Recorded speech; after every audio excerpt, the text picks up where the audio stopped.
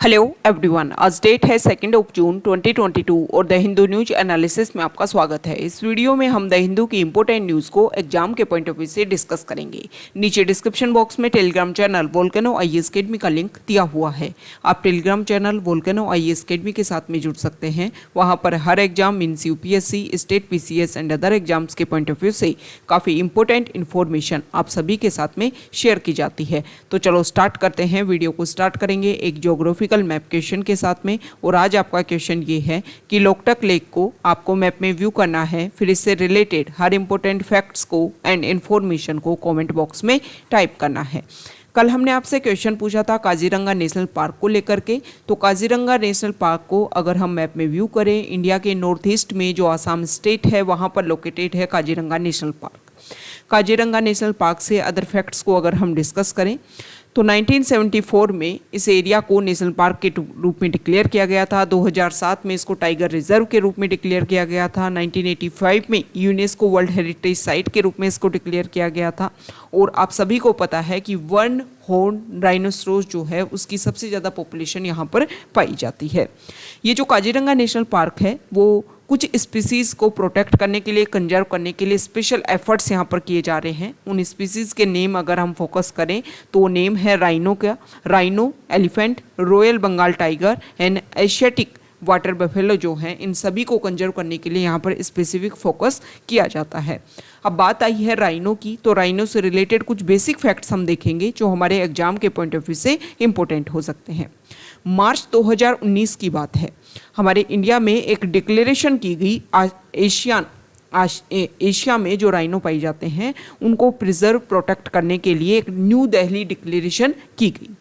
ये जो डिक्लेरेशन जो की गई इसमें हमारी जो मिनिस्ट्री ऑफ एनवायरनमेंट है, इसके अलावा IUCN, यहाँ पर हम बात कर लेते हैं एक सेकेंड, इसमें ministry of environment, forest and climate change, IUCN और इसके अलावा WWF, इन तीनों ने मिलकर के ये डिक्लेरेशन की कि जो एशिया में जो राइनो की जो स्पीसीज़ हैं उन सभी को प्रोटेक्ट एंड प्रिजर्व करने के लिए काम किया जाएगा। ओके, अब यहाँ पर जो 5 कंट्रीज़ हैं, एशिया की 5 कंट्रीज जिसमें इंडिया भी शामिल, Nepal, Bhutan, Indonesia and Malaysia, ये 5 कंट्रीज़ मिलकर के इन्होंने डिक्लेरेशन के ऊपर काम किया कि राइनो को प्रिजर्व करने के लिए हम काम करेंगे। और एशिया में जो राइनो की जो 3 स्पीसीज हैं उनकी पॉपुलेशन को इंक्रीज़ करने के लिए इस डिक्लेरेशन के थ्रू काम किया जाएगा। एशिया में राइनो की कौन कौन सी स्पीसीज पाई जाती है? फर्स्ट है इंडियन राइनो जो सबसे बिगेस्ट है, ये आपको ध्यान में रखना है। सेकेंड है जावा राइनो, थर्ड है सुमात्रा राइनो। जो सुमात्रा राइनो है वो सबसे स्मॉलेस्ट है, ये आपको ध्यान में रखना है। इसके अलावा अगर हम बात करें तो हमारे इंडिया में 2005 में एक विजन डिक्लेयर किया गया था जिसको इंडियन राइनो विजन 2020 के नाम से जानते हैं। 2005 में इसको लॉन्च किया गया और इसमें डिसाइड किया गया था कि 2020 तक हम राइनो की पॉपुलेशन जो है उसको 3000 तक लेकर के जाएंगे। ना सिर्फ पॉपुलेशन को इस विजन में इंक्रीज़ करना था, बल्कि ये डिसाइड किया गया कि यहाँ पर अगर हम नॉर्थ ईस्ट में देंगे तो काजीरंगा नेशनल पार्क और इसके अलावा यहाँ पर अदर प्रिजर्व एरिया है, प्रोटेक्टेड एरिया हैं, अदर नेशनल पार्क्स हैं, अदर वाइल्ड लाइफ सेंचुरीज़ हैं, उनमें भी यहाँ से जो वन हॉर्न राइनोसोरस हैं उनको हम यहाँ पर ट्रांसलोकेट करेंगे, ट्रांसपोर्ट करेंगे। इसका मेजर रीजन ये माना गया कि यहाँ से ब्रह्मपुत्र रिवर फ्लो होती है और यहाँ पर फ्लड जैसे इशू काफ़ी देखने को मिलते हैं। मान लो कोई डिजीज़ स्प्रेड हो गई या फिर फ्लड आ गई तो इसकी वजह से जो भी यहाँ पर पॉपुलेशन है उससे इफेक्ट देखने को मिल सकता है। तो यहाँ पर अदर एरियाज़ में भी अगर उसको ट्रांसलोकेट किया जाता है तो इस तरीके की अगर कोई इंसिडेंट होता भी है तो उनकी पॉपुलेशन को हम सेव कर सकते हैं। तो ये राइनो से रिलेटेड कुछ बेसिक फैक्ट्स हैं जो हमारे एग्जाम के पॉइंट ऑफ व्यू से इम्पोर्टेंट है। अब यहाँ पर बात की गई है IUCN की। IUCN से रिलेटेड बेसिक फैक्ट्स अगर हम देखें तो 1948 में इसको एस्टेब्लिश किया गया था। ग्लैंड, स्विट्जरलैंड में इसका हेडक्वार्टर है। सबसे स्पेसिफिक ध्यान आपको ये रखना है कि यूपीएससी इस तरीके से आपको डाइवर्ट कर देगी, स्टेटमेंट दे देगी कि ये जो है वो यूनाइटेड नेशन की स्पेशलाइज्ड एजेंसी है। तो आपको ध्यान में ये रखना है कि स्पेशलाइज्ड एजेंसी नहीं है, लेकिन इसको UN का ऑब्जर्वर स्टेटस मिला हुआ है। ओके, तो ये बेसिक फैक्ट्स हैं IUCN से रिलेटेड। अब बात कर लेते हैं द हिंदू की। सबसे पहले फ्रंट पेज पर जो न्यूज़ है, आप सभी को पता है आज 2 जून है और 2 जून 2014 को तेलंगाना हमारा नया स्टेट बना था इंडिया का, तो उसका आज फॉर्मेशन डे है। तो उसी से रिलेटेड हम बेसिक फैक्ट्स देखेंगे कि किस तरीके से हमारे इंडिया का जो प्रेजेंट एग्जिस्टेंस है, जितने स्टेट जितने यूटीज़ हैं वो किस तरीके से एग्जिस्टेंस में आए, उन सभी को लेकर के हम कुछ बेसिक फैक्ट्स देख लेते हैं। सबसे पहले स्टार्ट करते हैं, ये तो हम बहुत बार डिस्कस कर चुके हैं कि 7th कॉन्स्टिट्यूशनल अमेंडमेंट एक्ट 1956 में ये डिसाइड किया गया कि इंडिया को 2 जो पार्ट है उसमें डिवाइड कर देंगे, और ये जो 2 पार्ट में मतलब स्टेट्स में और यूटीज़ में। यहाँ पर हम स्टेट्स लिखेंगे और यहाँ पर हम लिखेंगे यूटीज़। ये जो रिकमेंडेशन है वो किसने दी थी? आप सभी को पता है कि ये रिकमेंडेशन दी थी फजल अली कमीशन ने। अब जब ये डिसीजन लिया गया कि 2 पार्ट में हम डिवाइड कर देंगे, उस टाइम इंडिया के पास थे 14 स्टेट्स और 6 यूटीज़। ये 6 यूटीज़ के नाम आपको ध्यान में होने चाहिए, क्योंकि इनमें से कुछ यूटीज़ हैं वो टाइम के साथ में फिर क्या बन गई, फुल स्टेट बन गई। तो इस तरीके के यूपीएससी क्वेश्चन पूछ लेते हैं कि कौन कौन से आज प्रेजेंट टाइम में स्टेट हैं जो पहले यूटीज़ थे। तो इनमें से अगर हम फर्स्ट देखें तो अंडमान एंड निकोबार, सेकंड अगर हम देखें तो लक्षद्वीप, जिनको लक्षद्वीप के नाम से जानते हैं, थर्ड है दिल्ली, और 4th नंबर पर यहाँ पर जो प्रेजेंट टाइम में अब स्टेट है 3, हिमाचल प्रदेश, त्रिपुरा एंड मणिपुर। ये जो है वो पहले यूटीज़ के रूप में इनको शामिल किया गया था। ओके, अब बात आती है 1956 की, ये बात हो गई। 1961 में देखो दादरा नगर हवेली, दमन एंड दीव, गोवा और इसके अलावा पुदुचेरी, ये जो एरिया थे वो फ्रांसीसी और पुर्तगाल के अंदर आते थे। टाइम के साथ में यहाँ से फ्रांसीसी और पुर्तगालियों को भगा दिया गया, हटा दिया गया और इंडिया के अंडर ले लिया गया। लेकिन इंडिया का इंटीग्रल पार्ट जो है इनको एक अमेंडमेंट एक्ट के थ्रू दिया गया। सबसे पहले 10th कॉन्स्टिट्यूशनल अमेंडमेंट एक्ट किया गया 1961 में, और इसके थ्रू दादरा एंड नगर हवेली को इंडिया में यूटी का दर्जा दिया गया, दादरा एंड नगर हवेली को। फिर बात की जाती है 12th कॉन्स्टिट्यूशनल अमेंडमेंट एक्ट 1962 में, और इसमें गोवा और दमन एंड दीव को दोनों को इंटीग्रल रूप में यूटी का दर्जा दे दिया जाता है। और फिर कॉन्स्टिट्यूशनल अमेंडमेंट एक्ट होता है 14th कॉन्स्टिट्यूशनल अमेंडमेंट एक्ट 1962। इसके थ्रू जो है वो पुदुचेरी वाला जो रीजन है, कराकल माही यमन जो वाला जो रीजन है, इसके अलावा चंद्रनगर भी फ्रांसीसी के अंडर था, लेकिन उसको बाद में वेस्ट बंगाल में शामिल कर दिया गया था चंद्रनगर को। और ये जो पुदुचेरी और जो अदर पार्ट्स हैं इनको मिलाकर के यूटी का डेजिग्नेशन दे दिया गया। तो इस तरीके से इनको तो इंक्लूड किया गया। सबसे इम्पोर्टेंट बात ये होती है कि आर्टिकल 3 में हमने ये स्टडी कर रखा है कि जब भी इंडिया में नए डिस्ट्रिक्ट का फॉर्मेशन होता है तो उसके लिए कॉन्स्टिट्यूशनल अमेंडमेंट एक्ट की ज़रूरत नहीं है। इसमें इम्पोर्टेंट आपको बात ये ध्यान में रखनी है कि अगर यहाँ पर नहीं है आर्टिकल 3 में फॉर्मेशन के दौरान इस तरीके का अमेंडमेंट एक्ट की बात, फिर यहाँ पर क्यों किया गया? देखो, अगर कोई नए अगर नए स्टेट का फॉर्मेशन किया गया है, डिस्ट्रिक्ट का फॉर्मेशन करने की पावर किसके पास में? स्टेट लेजिस्लेचर के पास में पावर होती है। नए स्टेट का फॉर्मेशन किया जा रहा है तो उसके थ्रू, नए फॉर्मेशन के थ्रू अगर हमारे शेड्यूल 1 में और शेड्यूल 4 में कोई चेंज होता है तो उसके, अगर शेड्यूल 1 और 4 में ही कोई चेंज होता है तो कॉन्स्टिट्यूशनल अमेंडमेंट एक्ट लाने की ज़रूरत नहीं है। लेकिन अगर हमारे कॉन्स्टिट्यूशन के अदर पार्ट में भी कुछ चेंज होता है इस नए स्टेट के फॉर्मेशन से, तो फिर कॉन्स्टिट्यूशनल अमेंडमेंट एक्ट लाने की ज़रूरत पड़ती है। शेड्यूल 1 क्या है? शेड्यूल 1 आप सभी को पता है, इसमें हमारे इंडिया के जो स्टेट्स हैं उनके नाम और यूटीज़ के जो नाम है वो दे रखे हैं। और 4 क्या है? राज्यसभा में जो सीट्स का एलोकेशन है स्टेट और यूटीज़ के बीच में, उसके बारे में शेड्यूल 4 में बताया हुआ है। तो यहाँ पर इस तरीके से गोवा, दमन दीव, पुदुचेरी, इन सभी को इंक्लूड किया गया। अब बात आ जाती है सबसे पहले अगर हम बात करें तो 1960 में जो बॉम्बे स्टेट था उसको 2 पार्ट में डिवाइड कर दिया गया और उससे गुजरात एक नया स्टेट बना दिया गया, और जो बॉम्बे वाला जो रीजन है उसको महाराष्ट्र के नाम से जाना जाने लगा। उसके बाद में 1966 में जो पंजाब है उसको पंजाब के रीजन को 2 पार्ट में डिवाइड कर दिया गया। उस टाइम जो है पंजाब हरियाणा शाह कमीशन जो है उन्होंने अपनी रिकमेंडेशन दी थी और उसी के बेसिस पे 1966 से पहले 1963 में जो नागालैंड है उसको स्टेट का दर्जा दे दिया गया। नॉर्थ ईस्ट में फॉर्मेशन स्टार्ट हो गया। 1966 में पंजाब हरियाणा 2 अलग अलग पार्ट में डिवाइड हो गए और चंडीगढ़ जो है वो यूटी के रूप में यहाँ पर डिक्लेयर किया गया। अब बात आती है 1971 की। अब जब पंजाब और हरियाणा नए स्टेट बने, ओके, पंजाब का डिवीजन करके जब हरियाणा नया स्टेट बना तो वहाँ पर कुछ हिली रीजन वाला पार्ट जो है वो हिमाचल प्रदेश को दे दिया गया। तो हिमाचल प्रदेश पहले क्या था, यहाँ पर एक यूटी था और 1971 में इस हिमाचल प्रदेश को क्या बना दिया गया, स्टेट बना दिया गया। अब बात आती है 1972 की। 1972 जो है वो नॉर्थ ईस्ट के लिए बहुत ज़्यादा इंपॉर्टेंट है।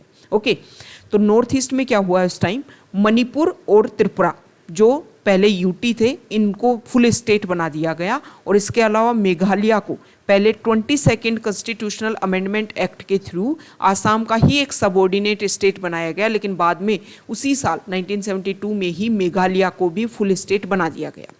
फिर बात आती है इसके अलावा 1972 में ही क्या किया गया, जो मिजोरम और अरुणाचल प्रदेश है, मिजोरम और अरुणाचल प्रदेश को यूटी बना दिया गया, इन दोनों को यूटी बना दिया गया। फिर बात आती है 1975 की और 1975 में जो सिक्किम है उसको इंडिया का इंटीग्रल पार्ट बना दिया गया। 1987 में अरुणाचल प्रदेश और जो मिजोरम जिनको यूटी बनाया गया था 1972 में, उनको फुल स्टेट डिक्लेरेशन दे दी गई। उसके बाद में 2000 में जो स्टेट हैं उनका सभी को पता है, छत्तीसगढ़, झारखंड और उत्तरांचल 3 स्टेट बने। ओके, ये जो उत्तरांचल है इसके बाद में इसका नाम चेंज करके उत्तराखंड कर दिया गया। तो 2000 के बाद में 2014 में स्टेट बनता है तेलंगाना आंध्र प्रदेश से डिवाइड होकर के, और 2019 में तो आप सभी को पता है कि जम्मू एंड कश्मीर जो स्टेट था जिसको 370 के अंदर स्पेशल स्टेटस दे रखा था, उसका बाइफर्केशन करके उसको 2 यूटीज़ में डिवाइड कर दिया गया और 2 यूटीज़ के नेम हैं, आप सभी को पता होगा कि जम्मू एंड कश्मीर एंड लद्दाख। और फिर उसके बाद में दादरा एंड नगर हवेली और दमन एंड दीव जो अलग अलग यूटी थे, इन दोनों को मर्ज करके एक यूटी बना दिया गया। तो इस तरीके से प्रेजेंट टाइम में हमारा इंडिया जो है वो एग्जिस्ट करता है। ये कुछ बेसिक फैक्ट्स हैं जो हमारे एग्जाम के पॉइंट ऑफ व्यू से इम्पोर्टेंट है। इसके अलावा अगर हम बात करें तो ये हमारे स्टेट इस तरीके से एग्जिस्टेंस में आए। पॉलिटी में बहुत बार इस तरीके से कौन सा स्टेट कब आया, नॉर्थ ईस्ट में किस तरीके से फॉर्मेशन हुआ, इसको लेकर के क्वेश्चन पूछ लेते हैं। ओके, तो ये जो सीरीज है वो आपको बिल्कुल क्लियरली ध्यान में होनी चाहिए। बहुत सारे एग्जाम में इनसे रिलेटेड क्वेश्चन पूछे जाते हैं। ओके, अब ये तो हमने डिस्कस किया तेलंगाना का फॉर्मेशन किस तरीके से हुआ। अब बात कर लेते हैं अदर इम्पोर्टेंट न्यूज़ की। फर्स्ट इम्पोर्टेंट न्यूज़ है कास्ट बेस्ड सेंसस को लेकर के मल्टी पार्टी मीटिंग ऑर्गेनाइज की गई बिहार में, और इसमें जो वीआईपी पार्टी विकासशील इंसान पार्टी जिसको मुकेश साहनी ने लीड किया, इसके अलावा लोक जनशक्ति पार्टी जिसको चिराग पासवान ने, इन सभी ने इस मीटिंग में पार्टिसिपेट किया और इस मीटिंग को चेयर्ड किया गया चीफ मिनिस्टर नीतीश कुमार जो प्रेजेंट टाइम में बिहार के चीफ मिनिस्टर है। यहाँ पर डिस्कशन किया गया कि कास्ट बेस्ड सेंसस होना चाहिए।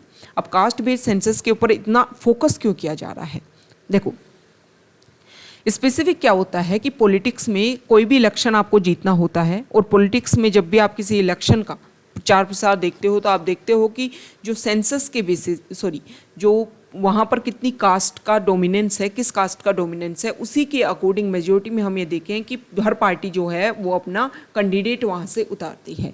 तो यहाँ पर इन पार्टीज़ का ये मानना है कि इस तरीके की जब क्या होगी, कास्ट के बेसिस पर पता चलेगा कि कौन सी कास्ट जो है इसका कितना डोमिनेंस है सोसाइटी में, उसके अकॉर्डिंग इनका मानना, पार्टीज तो ये बोल रही हैं, अपना मोटिव ये रख रही हैं, ऑब्जेक्टिव ये रख रही हैं कि इसके अकॉर्डिंग जो पॉपुलेशन है उसके अकॉर्डिंग हम देखेंगे कि उनके अकॉर्डिंग सोशल सिक्योरिटीज़ जो भी हमारी स्कीम्स है वो लॉन्च हो रही हैं या नहीं हो रही हैं, उसके अकॉर्डिंग हम हमारी स्कीम्स को लॉन्च कर पाएँ, ये उनका मानना है। लेकिन ये सारा जो मेजॉरिटी में अगर हम देखें या फिर माइन्यूट लेवल पर जाकर के हम व्यू करें इसको, सब पॉलिटिक्स से इंस्पायर्ड है।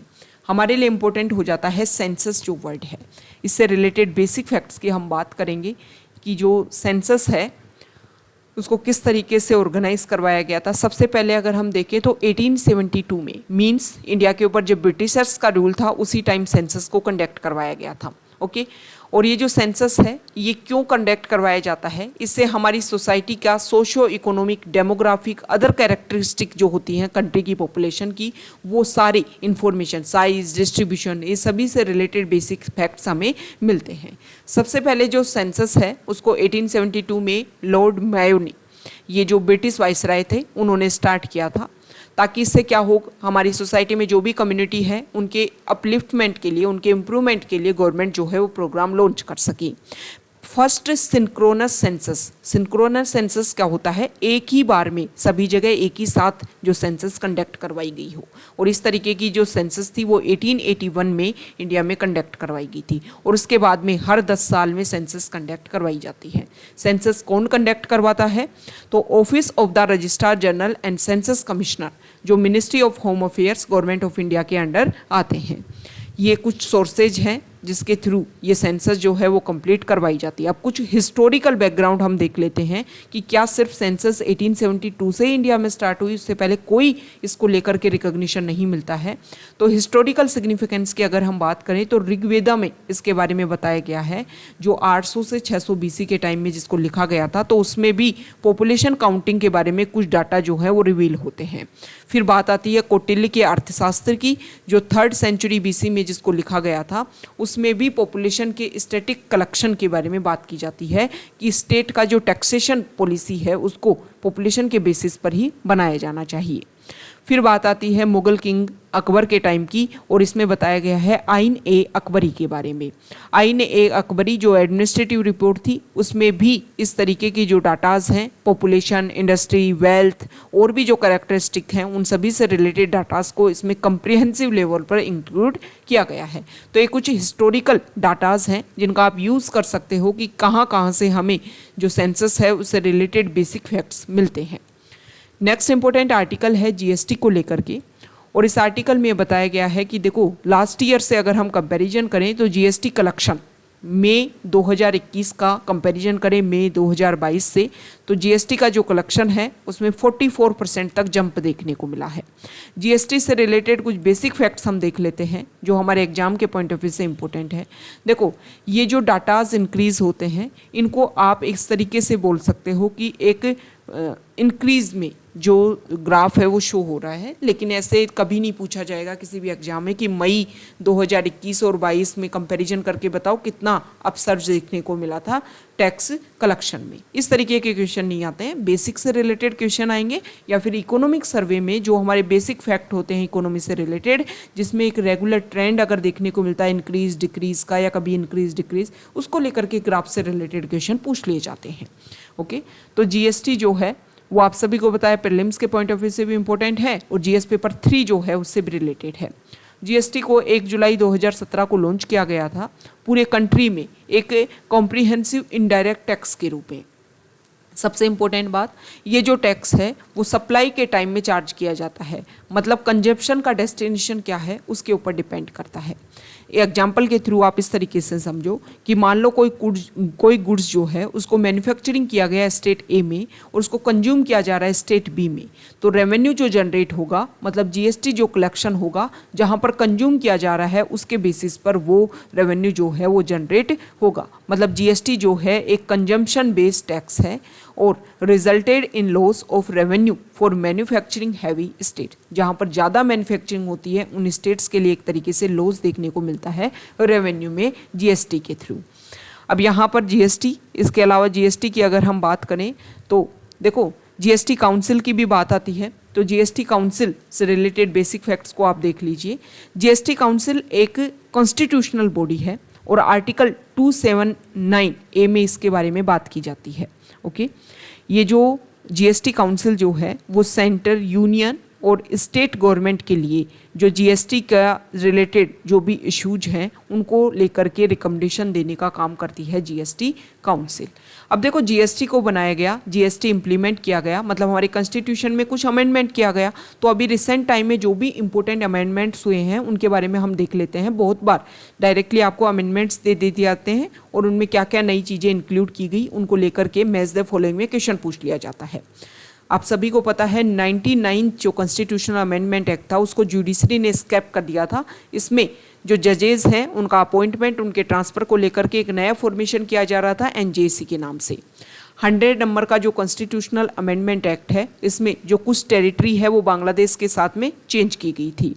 101 कॉन्स्टिट्यूशनल अमेंडमेंट एक्ट है, इसमें जीएसटी जो है इसका फॉर्मेशन किया गया था। 102 कॉन्स्टिट्यूशनल अमेंडमेंट एक्ट में एनसीबीसी बैकवर्ड क्लासेस के लिए जो कमीशन था जिसको पहले स्टैच्यूटरी का दर्जा दिया हुआ था उसको फिर कॉन्स्टिट्यूशनल यहाँ पर पार्ट बनाया गया। ओके 102 कॉन्स्टिट्यूशनल अमेंडमेंट एक्ट के थ्रू। 103 कॉन्स्टिट्यूशनल अमेंडमेंट एक्ट ये है कि ईडब्ल्यूएस को रिजर्वेशन दिया गया। 104 कॉन्स्टिट्यूशनल अमेंडमेंट क्या है, जो एससी और एसटी इसके अलावा एंग्लो इंडियन को जो रिजर्वेशन दिया जाता था जिसको हर 10 साल के लिए एक्सटेंड किया जाता था उसको 10 साल के लिए एक्सटेंड किया गया। और इसमें एंग्लो इंडियन को रजिस्ट्रेशन रिजर्वेशन जो दिया जाता था, लोकसभा में जो रिजर्वेशन दिया जाता था और स्टेट असेंबली में जो एंग्लो इंडियन को जो रिजर्वेशन दिया जाता था उसको रिमूव कर दिया गया परमानेंटली। एंग्लो इंडियन आप सभी को पता है ना, हमारी कॉन्स्टिट्यूशन के आर्टिकल 366 में एंग्लो इंडियन की डेफिनेशन दी हुई है। इसके अलावा जो एसटी एससी को जो रिजर्वेशन है ये आपको इम्पोर्टेंट ध्यान में रखना है कि लोकसभा और जो हमारी मेंबर ऑफ लेजिस्लेटिव असेंबली जो होती है उसी में रिजर्वेशन होता है। ये जो एमएलसी जो होती हैं स्टेट्स में, इसके अलावा जो राज्यसभा है वहाँ पर उनको रिजर्वेशन नहीं है। ओके और प्रेजेंट टाइम में लोकल बॉडीज़ में ओबीसी को जो रिजर्वेशन देने के लिए अदर स्टेट में प्रोटेस्ट चल रहे हैं। 104 हो गया। अब बात आती है 105 की। देखो कुछ टाइम पहले जब मराठा रिजर्वेशन दिया गया था महाराष्ट्र में तो उसके बाद में एक डिस्कशन स्टार्ट होता है, सुप्रीम कोर्ट में इसको चैलेंज किया जाता है। तब सुप्रीम कोर्ट ने ये बोला था कि देखो ओबीसी लिस्ट को बनाना वो जो है वो पावर जो है वो सेंटर के पास में है। मतलब प्रेसिडेंट जो है वो एनसीबीसी के साथ में डिस्कशन करके एक लिस्ट बनाएगा और टाइम टू टाइम अगर उस लिस्ट में कुछ चेंज करना है तो वो पार्लियामेंट चेंज करेगी। ये बात बोली सुप्रीम कोर्ट ने। इसको लेकर के स्टेट ने बोला कि आपने तो हमारी जो पावर है उसको छीन लिया, क्योंकि 1993 से 2018 तक 2 अलग अलग लिस्ट बनती थी सेंटर और स्टेट के लिए, लेकिन आपने तो हमारी स्टेट की और यूटीज़ की जो पावर है उनको स्नैच कर लिया। तो यहाँ पर फिर 105 कॉन्स्टिट्यूशनल अमेंडमेंट एक्ट के थ्रू जो स्टेट्स की जो पावर थी ओबीसी लिस्ट बनाने की उसको दोबारा से इंश्योर किया गया है। ओके 342 पार्ट इसमें इंसर्ट किया गया और उसके थ्रू दोबारा से उनको पावर दी गई है। तो ये इंपॉर्टेंट अमेंडमेंट्स हैं जिनके बारे में हमने डिस्कशन किया। इनको डायरेक्टली लेकर के एग्जाम में क्वेश्चन पूछ लिए जाते हैं। ओके नेक्स्ट इंपॉर्टेंट आर्टिकल है, ये कुछ ज़्यादा रिलेटेड नहीं है, पॉलिटिक्स से रिलेटेड। ईडी ने समन किया है सोनिया गांधी और राहुल गांधी को क्वेश्चनिंग को लेकर के। ओके नेक्स्ट इंपॉर्टेंट आर्टिकल है पेज नंबर 2 पर, और यहाँ पर आज 2 जून को महाराणा प्रताप जयंती है। देखो राजस्थान से जो भी स्टूडेंट बिलोंग करते होंगे उनको महाराणा प्रताप का क्या इंपॉर्टेंस है राजस्थान की हिस्ट्री में ये सभी को पता होगा। ओके तो इनसे रिलेटेड कुछ बेसिक फैक्ट्स हम अगर देखें तो उस टाइम में जब प्रिंसली स्टेट्स में हमारा इंडिया डिवाइड था तो राजस्थान का जो एरिया था उसको राजपूताना के नाम से जानते थे, और राजस्थान में अलग अलग एरिया जो उदयपुर, राजसमंद, चित्तौड़गढ़ वाला जो रीजन है उसको मेवाड़ के नाम से जानते थे। और वहाँ के इम्पोर्टेंट रूलर हुए थे 1540 में, 1540 में इनका जन्म हुआ था और 1597 में, यहाँ देखिए 1540 में इनका जन्म हुआ और 1597 में इनकी डेथ हो गई थी। इन्होंने अकबर के खिलाफ में बहुत सारे युद्ध लड़े थे और अपनी इंडिपेंडेंस जो है उसको सिक्योर करके रखा था। कभी भी वो जो है वो मुगल एम्परर के अंडर उन्होंने अपने आप को डिक्लेयर नहीं किया था। ये कुछ इंपॉर्टेंट फैक्ट्स हैं इनसे रिलेटेड। स्पेसिफिक इनको लेकर के क्वेश्चन राजस्थान से रिलेटेड जो कैंडिडेट्स हैं उनको लेकर के पूछे जा सकते हैं और राजस्थान के जो भी एग्जाम होते हैं उनसे पूछे जाते हैं, पर एक जनरल अवेयरनेस हमें होनी चाहिए। नेक्स्ट इंपॉर्टेंट आर्टिकल है पेज नंबर 4 पर। पेज नंबर 4 पर आप सभी को पता है प्रेजेंट टाइम में डीयू में एडमिशन के लिए डिक्लेयर कर दिया गया है कि CUET का एग्जाम होगा, लेकिन सेंट स्टीफन कॉलेज जो है उन्होंने इसको अपने आप से अलग रखा है। तो हाई कोर्ट में एक पिटीशन डाली गई है स्टूडेंट्स ने कि इस तरीके से जो आर्टिकल 14 में जो इक्वलिटी दी जाती है उसको इंश्योर नहीं किया जा रहा है सेंट स्टीफन के द्वारा। सेंट स्टीफन ने बोला है कि 85% जो सीट्स हैं उसको हम इंक्लूड करेंगे, उसको हम फिल करेंगे जो एग्ज़ाम है उसके थ्रू, और 15% जो सीट्स हैं उनको हम इंटरव्यूज़ के थ्रू यहाँ पर कैंडिडेट्स को इंक्लूड करेंगे। तो यहाँ पर ये बोला गया है कि आर्टिकल 14 का आप क्या कर रहे हो, वायलेशन कर रहे हो। यहाँ पर सेंट स्टीफन ने अपनी बात रखी है माइनॉरिटी की, तो माइनॉरिटी के बेसिस पर उन्होंने बोला है कि देखो हम माइनॉरिटी इंस्टीट्यूशन के रूप में उन्होंने बोला है कि 50% जो सीट हैं वो सेंट स्टीफन कॉलेज की वो रिजर्व हैं क्रिश्चियन स्टूडेंट्स के लिए। It is not clear as to how the minority character of the college will be affected or prejudiced if students from non-Christian community are given admission solely on the basis of CUT scores and not by interview। इसमें बोला गया है कि जब आप CUT exam score से उनका admission दोगे तो आपका कहाँ वायलेट हो रही है, आपका माइनॉरिटी स्टेटस। आर्टिकल 29 और 30 जो है वो माइनॉरिटी से रिलेटेड जो भी प्रोविज़न है उन सभी को सिक्योर करने के लिए, उनसे रिलेटेड कि आप माइनॉरिटी हो, चाहे आप रिलीजियस बेसिस पर हो या फिर लिंग्विस्टिक बेसिस पर हो, दोनों ही बेसिस पर अगर आप माइनॉरिटी हो तो आपको अपने अकॉर्डिंग जो एजुकेशनल इंस्टीट्यूशन है उनको मेंटेन करने की पावर दी जाती है। हमारे इंडिया में 2 माइनॉरिटी हैं, वैसे माइनॉरिटी का क्या एक डिटेल्ड जो फॉर्मेशन होना चाहिए उसके बारे में कॉन्स्टिट्यूशन में कुछ नहीं दिया हुआ है, बस 2 बातें बताई हुई हैं कि लिंग्विस्टिक माइनॉरिटी जो हैं उनको स्टेट के ऊपर स्टेट लेवल पर रिकॉग्नाइज किया जाता है और जो रिलीजियस माइनॉरिटी है वो सेंट्रल लेवल पर। प्रेजेंट टाइम में हमारे इंडिया में 6 रिलीजियस माइनॉरिटीज़ हैं और वो आपको कमेंट बॉक्स में बताना है कि कौन कौन से रिलीजन जो है वो माइनॉरिटीज़ में इंक्लूडेड है। नेक्स्ट इंपॉर्टेंट आर्टिकल है एडिटोरियल पेज पर, और यहाँ पर जो आर्टिकल है, अभी हमने नेपाल में एक क्रैश देखा, एयरप्लेन वहाँ पर क्रैश हो गया, उसको लेकर के यहाँ पर बताया गया है कि नेपाल जो है वहाँ पर माउंटेनियस रीजन है और वहाँ पर क्या होता है, short take off and landing flight होती है, क्योंकि स्पेसिफिक टूरिज्म को प्रमोट करने के लिए ये वर्क किया जाता है। तो यहाँ पर जो कॉम्प्लेक्सिटीज़ है जियोग्राफिकल लोकेशन की, उसके अकॉर्डिंग जो सेफ्टी नॉर्म्स हैं उनको फॉलो किया जाना चाहिए नेपाल कंट्री के द्वारा।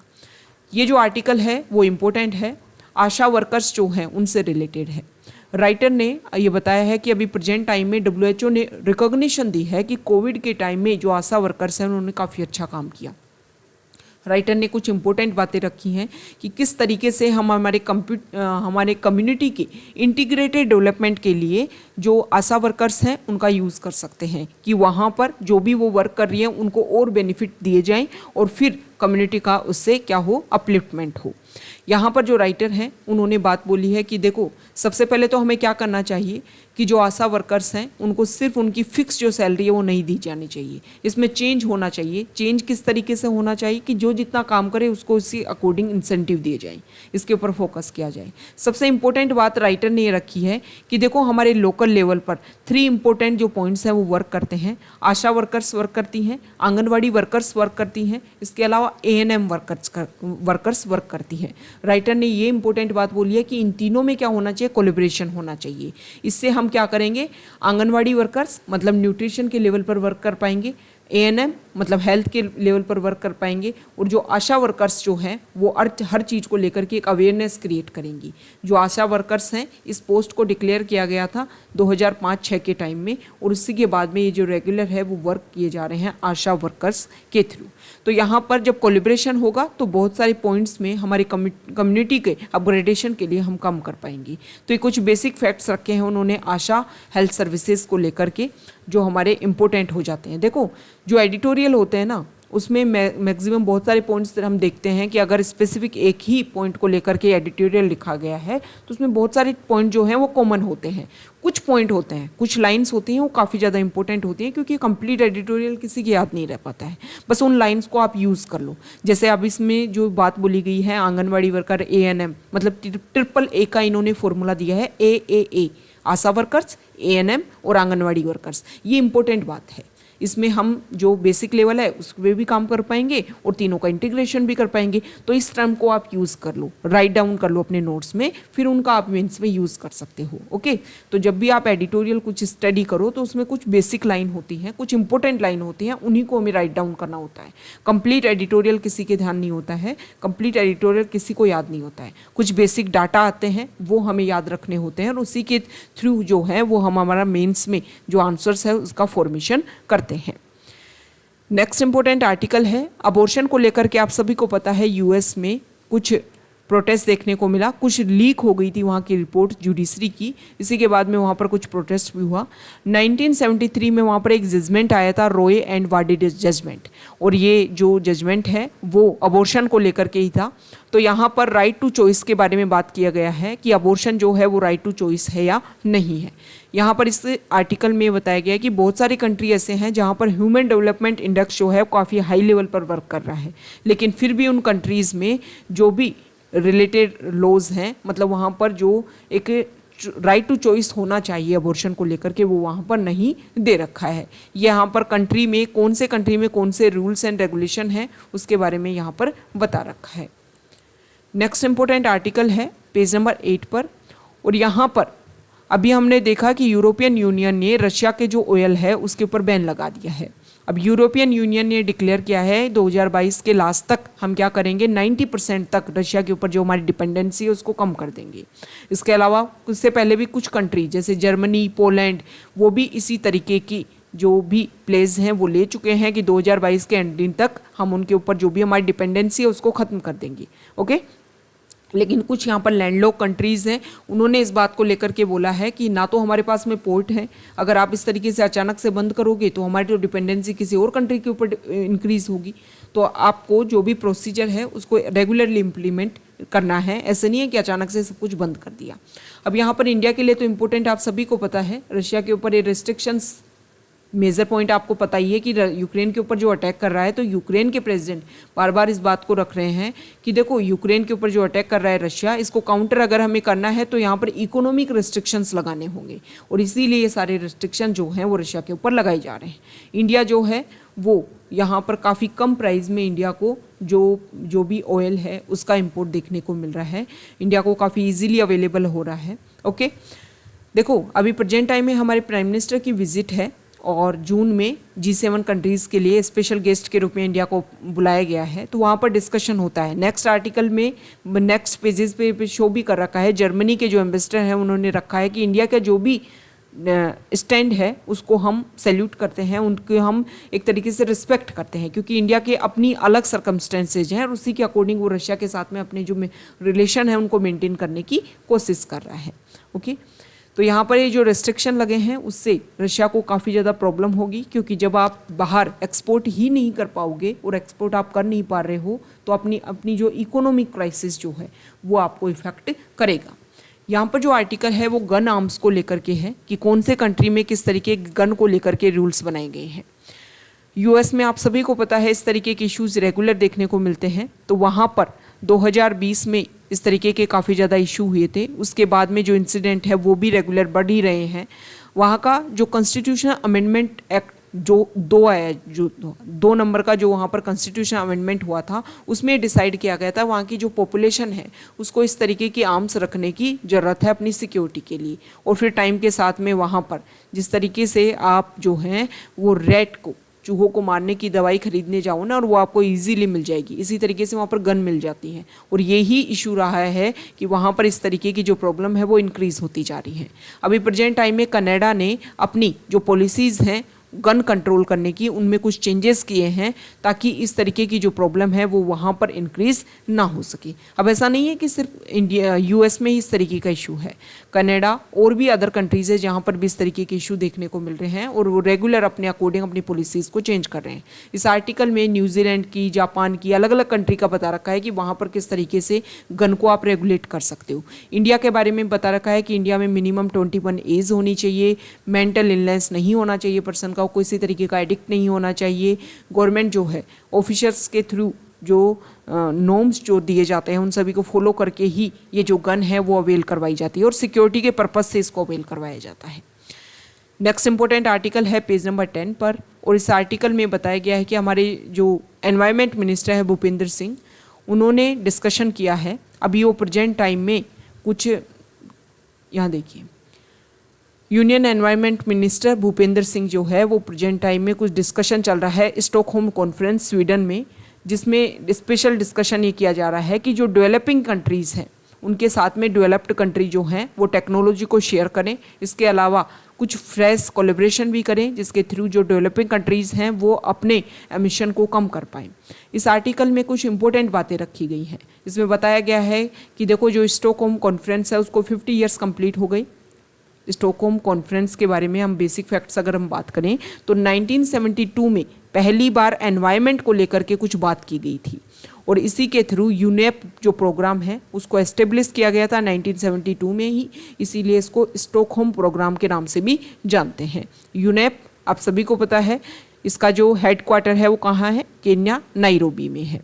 तो 1972 में ये एस्टेब्लिश किया गया। अब इसको 50 ईयर्स कंप्लीट हो गए हैं। तो यहाँ पर यही बताया गया है कि जो डेवलप्ड कंट्रीज़ जो अपना एमिशन कर रही हैं उसको कम करें और डेवलपिंग कंट्रीज़ को ज़्यादा से ज़्यादा टेक्नोलॉजी ट्रांसफ़र करें ताकि यहाँ पर भी डेवलपिंग कंट्रीज़ में जो एमिशन है वो भी कम हो पाए। ओके, तो ये कुछ बेसिक फैक्ट्स यहाँ पर एनवायरनमेंट से रिलेटेड हैं।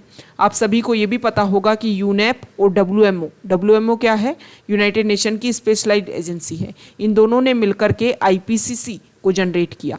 IPCC क्या है, inter governmental panel on climate change. ये इंटर गवर्नमेंटल पैनल और क्लाइमेट चेंज जो है वो अपने लेवल पर रिसर्च नहीं करती है, ये इंपॉर्टेंट फैक्ट है, ध्यान में रखना है। IPCC टाइम टू टाइम एक रिपोर्ट पब्लिश करती रहती है और इसकी जो फर्स्ट रिपोर्ट है वो आई थी 1990 में और अभी कुछ टाइम पहले ही इसकी 6th असेसमेंट रिपोर्ट आई है। ये पूरे वर्ल्ड लेवल पर जो भी अदर रिपोर्ट इंडेक्सेस पब्लिश होते हैं उन सभी को लेकर के डिस्कशन करती है और उन सभी का एक कंपाइल फॉर्म में अपनी रिपोर्ट पब्लिश करती है। मतलब अपने लेवल पर रिसर्च नहीं करती है IPCC। ओके, तो ये IPCC से रिलेटेड बेसिक फैक्ट्स। देखो IPCC जो है इसके बारे में अगर हम अदर बात करें तो ये जो IPCC में प्रेजेंट टाइम में ये पहले कुछ रिपोर्ट पब्लिश करती है, फिर उसको लेकर के रिव्यू जो होता है उसको लेकर के रिपोर्ट पब्लिश करती है और फिर एक फाइनल रिपोर्ट जो है इसके द्वारा पब्लिश किया जाता है। आपका क्वेश्चन ये है कि आपको ये बताना है कि क्या इसको नोबेल प्राइज़ मिला हुआ है या नहीं मिला हुआ है IPCC को, और अगर मिला हुआ है तो कौन से ईयर में मिला हुआ है। ओके, तो ये आज का हमारा द हिंदू न्यूज़पेपर का डिस्कशन था। नेक्स्ट जो पेजेस हैं उनमें ज़्यादा कुछ इंपॉर्टेंट न्यूज़ नहीं है, पॉलिटिक्स से रिलेटेड न्यूज़ है पेज नंबर 11 पर, और जो हमारा फॉरेन पेज है उस पर भी नेक्स्ट जो भी इम्पोर्टेंट मतलब रेगुलर जो न्यूज़ हैं वो यहाँ पर डिस्कस की हुई है। ओके, तो ये आज का हमारा द हिंदू न्यूज़पेपर का डिस्कशन था। अगर आप यहाँ तक आए हैं, वीडियो को आपको अच्छा लगा है तो प्लीज़ वीडियो को लाइक कीजिए, शेयर कीजिए और चैनल को सब्सक्राइब कीजिए। Okay, thank you.